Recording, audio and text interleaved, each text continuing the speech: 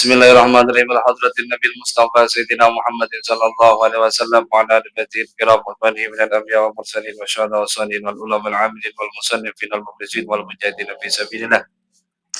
Summa ila mu'allif hadzal kitab qaddasallahu ruhahu wa radarihahu wa yu'li darajati fil jannah syai'un lillahi lahumul fatihah. A'udzu billahi minasy syaithanir rajim. Bismillahirrahmanirrahim. الحمد لله رب العالمين الرحمن الرحيم مالك يوم الدين إياك نعبد وإياك نستعين اهدنا الصراط المستقيم صراط الذين أنعمت عليهم غير المغضوب عليهم ولا الضالين آمين. بسم الله الرحمن الرحيم. الحمد لله رب العالمين وبه نستعين على أمور الدنيا والدين ولا حول ولا قوة إلا بالله العلي العظيم. اللهم صل وسلم وبارك على سيدنا محمد وعلى آله وصحبه أجمعين. Amma ba'du, yang saya hormati hadirin bapak-bapak yang hadir pada sore hari ini, melanjutkan kajian kitab Nasaihul Ibad. Sore ini masih dalam bab as-sunai, maqalah ar-rabi'ah asyara, maqalah yang ke-14. Bismillahirrahmanirrahim. Wa an ba'dil hukama, diriwayatkan dari sebagian ulama ahli hikmah. Ulama ahli hikmah ini adalah atibbaul qulub, adalah ulama-ulama yang bisa ngobatin hati umat Islam, hati para jamaahnya. Tapi kemudian bahasa hikmah, ahli hikmah kemudian bergeser maknanya. Akhir-akhir kemudian ahli hikmah disebut sebagai orang yang pinter ilmu hikmah, perdukunan. Padahal ahli hikmah di sini adalah makna asalnya adalah orang yang bijak, yang setiap tingkah lakunya dan ucapannya itu mampu mengobati hati para jamaahnya. Wa an ba'dil hukama, sebagian ahli hikmah berkata, man tawahhama anna lahu waliyan, barang siapa yang mengira bahwa dia memiliki penolong, aula minallah, yang lebih utama dari Allah, qallat ma'rifatuhu, maka qallat ma'rifatuhu billah, berarti dia tidak mengenal Allah Subhanahu wa ta'ala. Beliau mengatakan barang siapa yang mengira bahwa ada penolong selain Allah, berarti dia nggak ma'rifat, nggak kenal sama Allah Subhanahu wa ta'ala. Karena kalau orang yang kenal dengan Allah Subhanahu wa ta'ala meyakini bahwa tidak ada penolong, bahkan tidak ada yang mampu menggerakkan anggota badan kita, mengedipkan mata kita, tidak ada yang mampu mengeluarkan nafas dan memasukkan nafas kita kecuali Allah Subhanahu wa ta'ala. Kemudian waman tawahhama, dan barang siapa yang menyangka anna lahu aduwan, bahwa dia memiliki musuh, a'da min nafsihi, yang lebih berbahaya dari dirinya, dari nafsunya, qallat ma'rifatuhu binafsi, berarti dia tidak mengenal dirinya. Yang pertama disebutkan barang siapa yang mengira tidak ada penolong yang lebih utama, bahwa dia memiliki penolong yang lebih utama daripada Allah, berarti dia nggak makrifat, nggak kenal sama Allah. Kemudian yang kedua, barang siapa yang menyangka bahwa dia memiliki musuh yang lebih bahaya daripada dirinya sendiri, berarti dia nggak kenal sama dirinya sendiri. Karena kalau ahli tasawuf itu memahami bahwa musuh yang paling bahaya itu bukan musuh yang di luar kita. Kalau yang di luar kita bisa kebaca, kelihatan. Ada musuh yang pegang senjata, kelihatan, kita bisa mempersiapkan apa yang harus kita lakukan. Tapi kata mereka, ahli tasawuf, musuh yang paling bahaya itu ya diri kita sendiri. Makanya orang-orang hebat itu hancurnya bukan dengan orang lain. Orang hebat itu hancurnya dengan diri sendiri. Fir'aun misalnya. Fir'aun itu hancurnya dengan dirinya sendiri. Awalnya Fir'aun itu kan raja biasa. Tapi kemudian dia tidak pernah merasa sakit, kemudian merasa bahwa setiap ucapannya didengar oleh para pengikutnya. Kemudian lama-kelamaan Fir'aun mendeklarasikan sebagai Tuhan. Itu sebenarnya kan bahayanya dari diri sendiri. Siapapun itu, orang-orang hebat seperti apapun, kalau sudah dia tidak mampu, tidak kenal dengan dirinya sendiri, maka dia akan hancur. Kemudian di sini disebutkan wa man dhanna annahu aduwan aqwa min nafsihi al-ammarati wal lawamah fa innahu lam ya'rif nafsahu. Barang siapa yang menyangka bahwa dia memiliki musuh yang lebih kuat daripada nafsunya sendiri. Kalau dalam diri kita itu kan ada nafsu. As-Sunai. Bab Sunai. Nggak ketemu. Halaman berapa tadi? Halaman 6.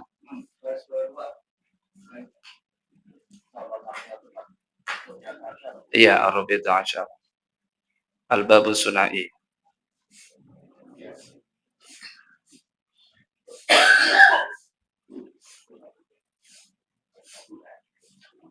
Ketemu.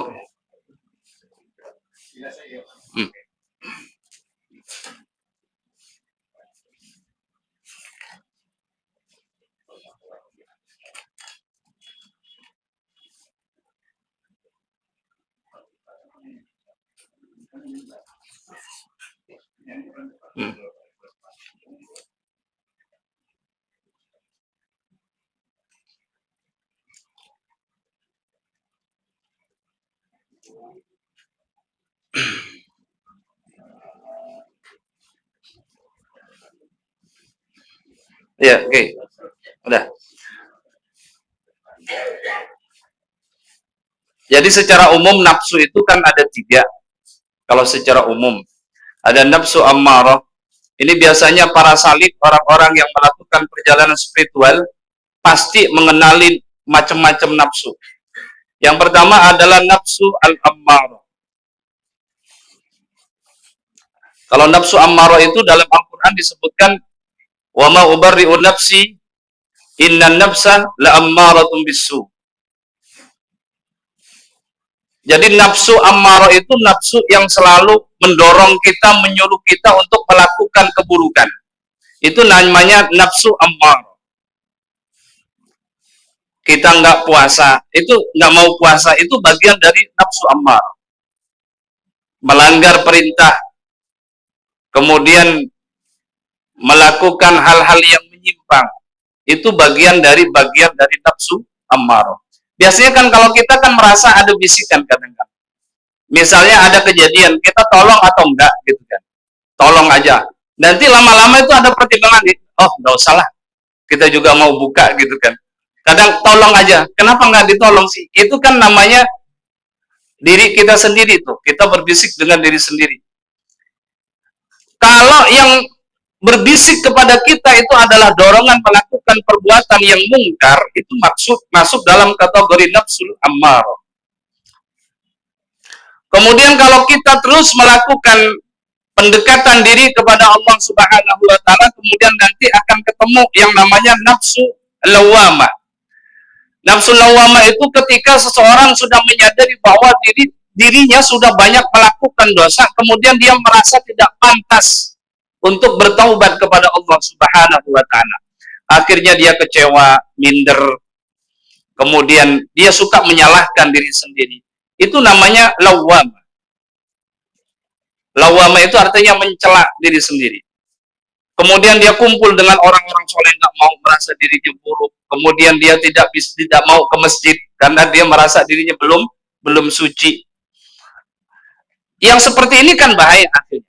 Karena merasa dirinya kotor, akhirnya dia nggak mau kumpul dengan orang yang soleh, tidak mau ketemu dengan ulama, tidak mau masuk ke tempat-tempat suci, tidak mau masuk ke ke masjid dan lain sebagainya, karena merasa dirinya kotor. Itu namanya nafsul lawamah.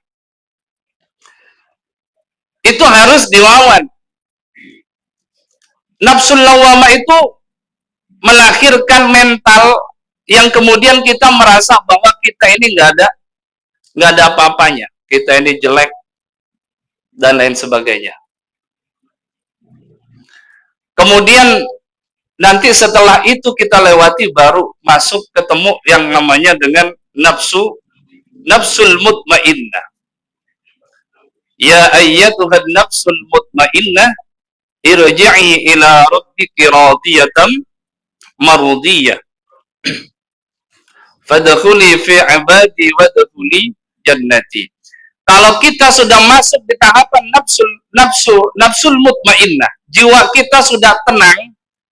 Nih, jiwa kita sudah tenang. Yang pertama tadi kan kita masih perang, diperintah untuk melakukan keburukan.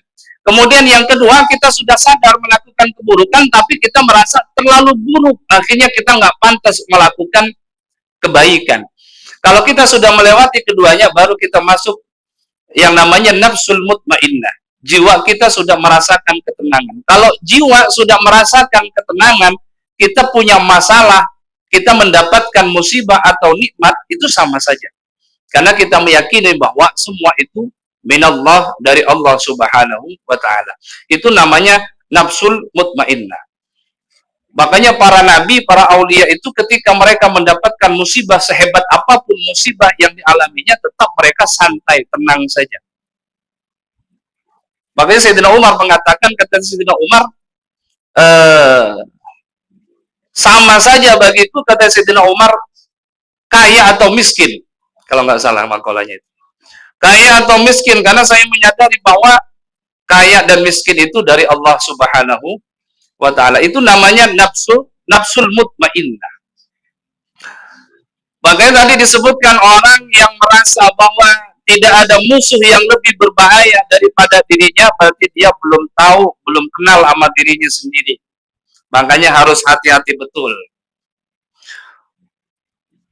Kemudian selanjutnya, makalah yang ke-15, al-khamisat ashar. Wa an Abi Bakrin Siddiq radhiyallahu anhu. Riwayat dari Abu Bakar As-Siddiq radhiyallahu anhu, ketika beliau menafsirkan firman Allah, dhaharal fasadu fil barri wal bahri bima kasabat aydin nas. Dhaharal fasadu fil barri wal bahri. Kalau secara literal maknanya adalah kerusakan yang nampak di daratan dan lautan. Kerusakan yang nampak di daratan dan lautan. Sayyidina Abu Bakar As-Siddiq kemudian menafsirkan al-barru, daratan itu maksudnya adalah al-lisan.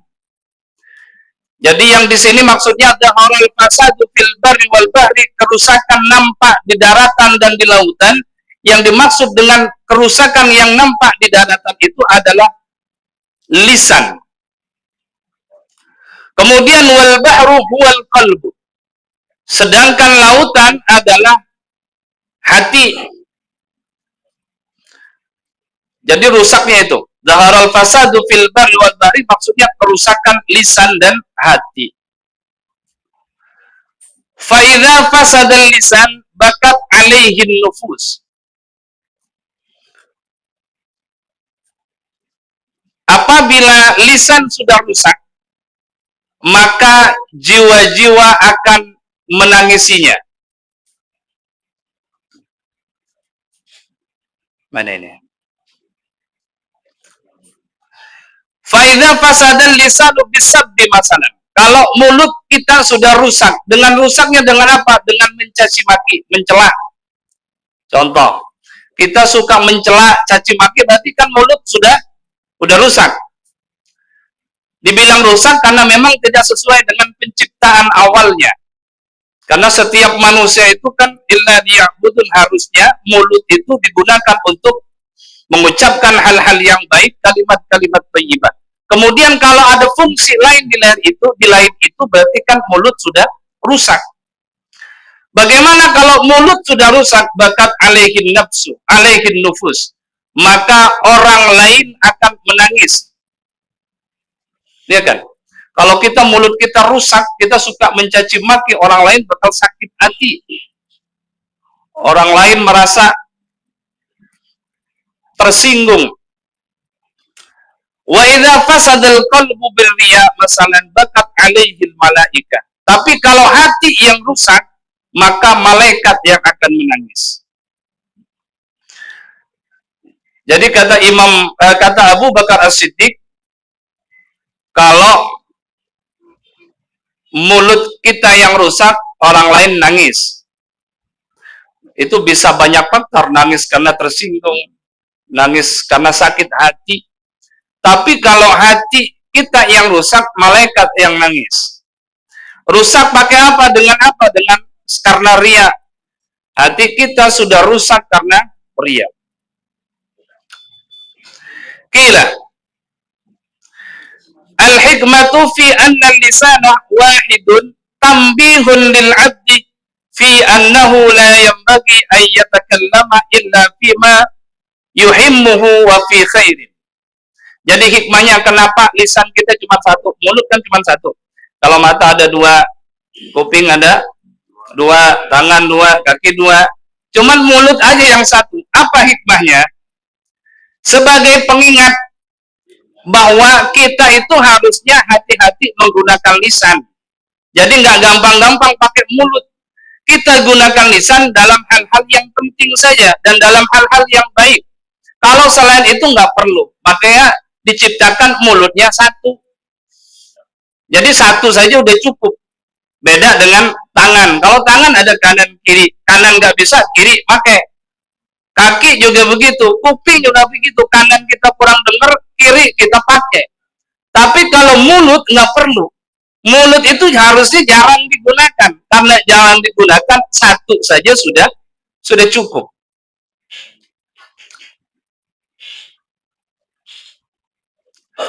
Wakilah.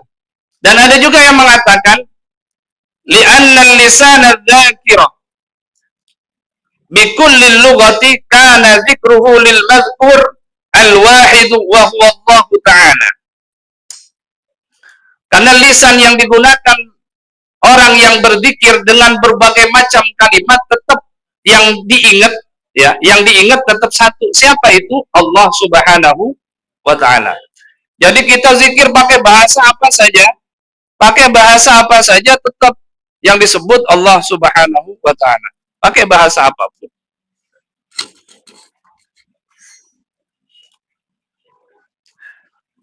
Wa kadzalika al-qalbu. Matikan.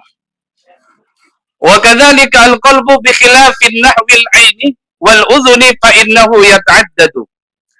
Demikian juga dengan hati, lisan satu, hati satu.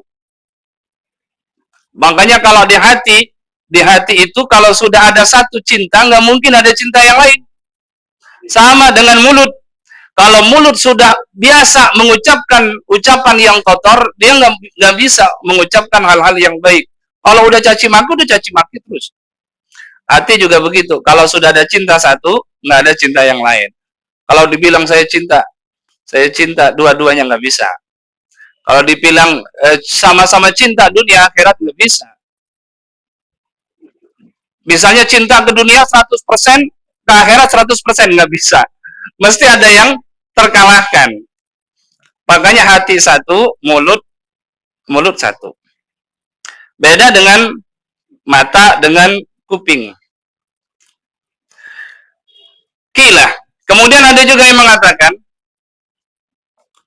li'anna al-hajata ila sam'i wal basar aktsaru min al-hajati ila al-kalam. Kenapa mulut itu satu dan kenapa mata dan kuping itu ada dua? Karena kebutuhan untuk mendengar dan melihat itu lebih banyak daripada kebutuhan berbicara. Kalau setiap hari kita itu lebih banyak menggunakan mata dan telinga kita daripada menggunakan lisan kita. Sendiri nih, kita pakai apa kalau sendiri? Kira-kira lisan kita kepake nggak? Kalau sendiri nggak kepake. Masanya kita mau ngomong sendiri, ya kan? Berarti lisan nggak kepake. Kalau mata kita sendiri kepake nggak? Kepake, masih ngelihat, ya kan? Tengok, ya kan? Apalagi sekarang lihat jam, ya, jarum jam kayak lama banget jalannya. Itu kan sendiri kita tapi tetap masih kepake. Kuping kita sendiri kepake nggak? Kepake. Iya. Kita lagi di dalam rumah, kemudian ada yang ngucapin salam, ya kan? Kalau lisan itu enggak. Lisan itu kalau sendiri enggak dipakai. Lisan kita enggak dipakai kalau sendiri. Beda dengan mata dan telinga. Kemudian wa innama subbihal qalbu bil bahri li syiddati umkihi wa ittisa'i. Kenapa hati itu disamakan dengan lautan? Kalau tadi Abu Bakar As-Siddiq mengatakan hati itu seperti lautan. Kenapa? Karena hati itu sama-sama dalam dan luas. Kita nggak bisa mengukur kedalaman hati seseorang. Sama. Jadi lautan itu kan dalam, luas. Hati juga begitu, sama. Jadi orang yang mengatakan ini adalah ungkapan hati, itu mah bukan semua ungkapan, tapi sebagian ungkapan hati. Kalau hati sama lisan kan kadang nggak connect. Nggak bisa menggambarkan, bilang iya di hati enggak. Kan begitu akhirnya. Jadi nggak ada yang tahu. Kalau di lisan menghormati, menghargai, di hati malah meremehkan. Nggak ada yang tahu. Indah. Kemudian wakilah. Maqalah as-sadisa asyara. Yang ke-16. Inna syahwata, sesungguhnya syahwat. Tusayyirul muluka abidan. Syahwat itu mampu menjadikan raja-raja sebagai budak. Syahwat tuh. Syahwat itu mampu menjadikan raja-raja sebagai budak. Fa inna man ahabba syai'an fahuwa abdu. Karena seseorang kalau sudah cinta sama sesuatu, pasti dia siap menjadi budaknya. Kalau cinta sama sesuatu nih. Dulu waktu pacaran sebelum nikah, kan dibela-belain, jemput tengah malam juga. Malam dijemput, pagi dianterin. Padahal itu mah gratis, kadang suka dimarahin. Karena telat jemputnya, kan begitu. Ya Bang Mulia? Suka dimarahin dulu.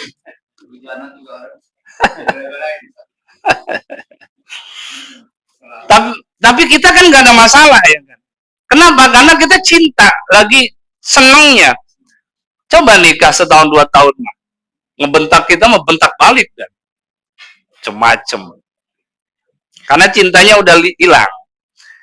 Fa inna man ahabba syai'an fa huwa abdu. Kalau orang sudah cinta pasti dia siap akan menjadi budaknya. Kita suka burung.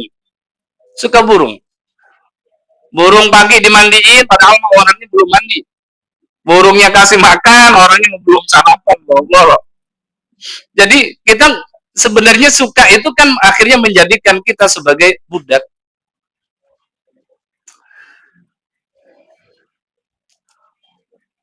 Makanya disebutkan inna syahwata tusayyirul muluk abid, dan syahwat itu mampu menjadikan raja-raja sebagai budak.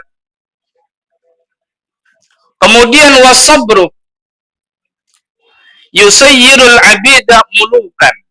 Sedangkan kesabaran itu mampu menjadikan budak sebagai raja. Kebalikannya, kalau kita syahwat, kalau tadi syahwat bisa menjadikan kita raja sebagai budak. Tapi kalau kita punya sabar, maka seorang budak bisa jadi raja. Contohnya siapa? Ala tara ila qissati Yusuf wa Zulaikha. Nabiullah Yusuf dan Zulaikha. Bagaimana perjuangan Nabi Yusuf? Di sini disebutkan qissati Sayyidinal Karim Ibnul Karim Ibnul Karim Ibnul Karim Yusuf As-Siddiq. Nabi Yusuf alaihi salam mulai dari mau dibunuh, ya kan? Mau dibunuh, mau dikasih ke binatang buas, sampai akhirnya dilemparkan ke dalam sumur ketemu sama kafilah, kemudian dijual ke Raja Mesir. Akhirnya setelah berada di kerajaan, nggak selesai cobaannya. Kemudian dikurung, di penjara. Tapi Nabi Yusuf sabar. Semuanya dilewati dengan penuh kesabaran. Apa yang diberikan oleh Allah Subhanahu wa taala, akhirnya Nabi Yusuf menjadi sang penguasa.